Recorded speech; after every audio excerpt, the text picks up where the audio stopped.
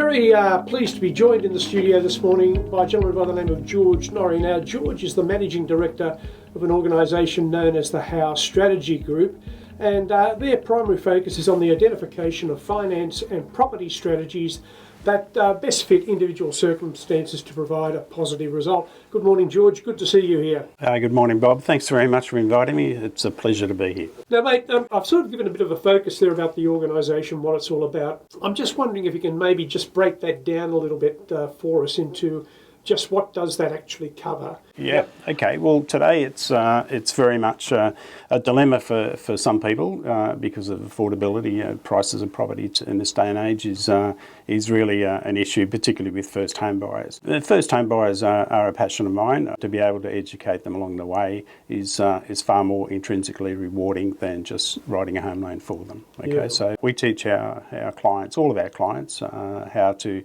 manage both cash flow and debt management. And in so doing, we can show them how to get out of debt really, really quickly, and that eventually changes the way they live, changes their lifestyle.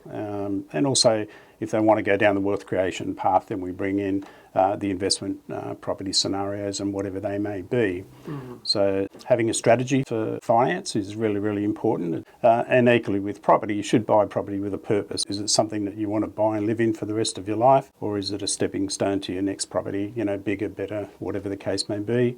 Yeah. As your family grows, obviously your needs for housing will change. So do you add on with what you've got? But it's a matter of determining, all right, well, this is my first house. The kids come along, and we certainly need to change things pretty quickly as time went on. We've seen a pretty strong growth in residential property prices in the Sydney market, and that probably makes that dream of people actually getting a home much more difficult. Do you find that in dealing with people, especially probably the first home buyers, that maybe their expectations of the types of property that they're wanting to get into needs to be reassessed? Absolutely, yeah. We've got to put things in perspective. For example, we're talking about property prices going through the roof. Median price range for the Sutherland Shire is $1.28 million. First home buyer looks at that and the jaw drops pretty quickly. Yeah. So people need to be realistic, but there's good and bad in everything. And I think for people that own property, having a median house value of that is a real bonanza. So the parents might be feeling on top of the world, because they've got something that's really worth quite a bit of money. But that benefits them, but not really the kids looking to buy something. Yeah. Maybe that gives them the opportunity to help their kids in different ways. We've come up with some strategies that sort of are really quite unique in the marketplace, and just thinking outside the square and doing something different.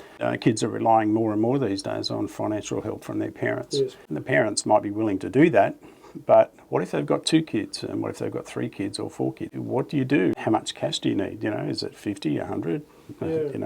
The harsh reality is that if they want to get into the property market, maybe they've got to think about going out to places a little bit further west where property values are a little bit lower. Is there scope within those blocks to do something on the block that can help the kids, maybe like granny flats or things of those type? Absolutely. And we're very, very blessed in that we've got the national distribution rights for modular housing, a modular housing product in Australia. And one of those is a granny flat, or we call it our nano home. It's a 2-bedroom, 2-bathroom, floor-to-ceiling tiles in the bathrooms. Mm.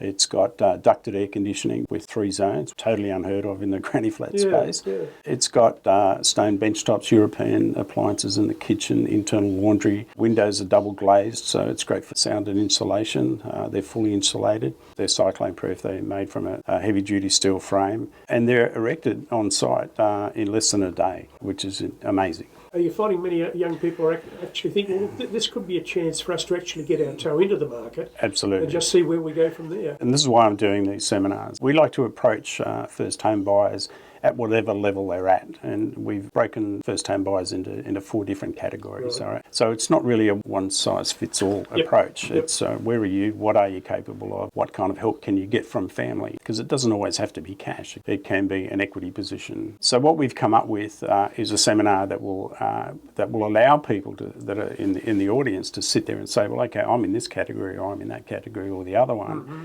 The strategy that we've got in place actually helps not only the children, the first home buyers, but if they adhere themselves to the actual program, they can have it paid off in about 2 years. Okay. Now that puts them in a very strong equity position because they can take that money out of what they've just accomplished, and there's their deposit for another property, and yet they're still entitled to the first homeowners grant and all the other benefits associated with that. Now here's the real benefit: the parents haven't lost a cent. They still own the granny flat, and then they can use it now for sibling number 2. Sibling number 2 follows the example set by sibling number 1, and they just do the same thing. So you can recycle this one product, this one housing solution, through all of your kids, and the parents haven't lost anything at all. And in fact, the parents could well gain by capital gain.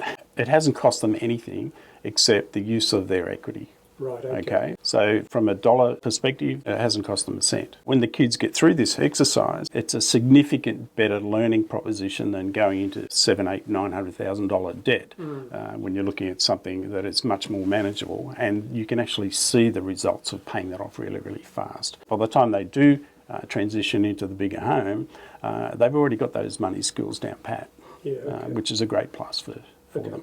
It all starts off with a budget and say, well, let's have a look at your income. What's your lifestyle about? Where do you spend your money? How do you spend it? What are your goals, short-term, medium-term, long-term goals? And then and when you get people to start thinking along those lines and, more importantly, putting things down on paper, it takes on a different sense of reality and a different perspective. People start thinking a bit more about not just what they want to do, but how they're going to achieve those goals. It's just about getting people to think and to educate them on the possibilities. And once they realise, you give them some purpose, some direction, and some guidelines to follow. And sure, anything's possible if you put your mind to it. And there is hope for everybody. So it's just a matter of sitting down and finding the solution that fits. And people can join forces too.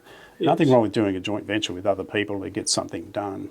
You can start off with a rental property, for example, which automatically gives you another income straight away. And if that's still not enough, bring in a partner, a brother or sister or someone that can sort of help with the payments. And but at least you're in the market, and at least you can do things. And we really want to just make sure that the kids get the right idea instead of reading all the doom and gloom that's about the place. And in times of desperation, history's taught us one thing: innovation always takes place when things are tough. And we're there flying that flag. We've got solutions for kids, and we're really proud and privileged to be in a position to show them what we can do and how we can help them. Yeah, we're very happy to be able to be in a position to do that.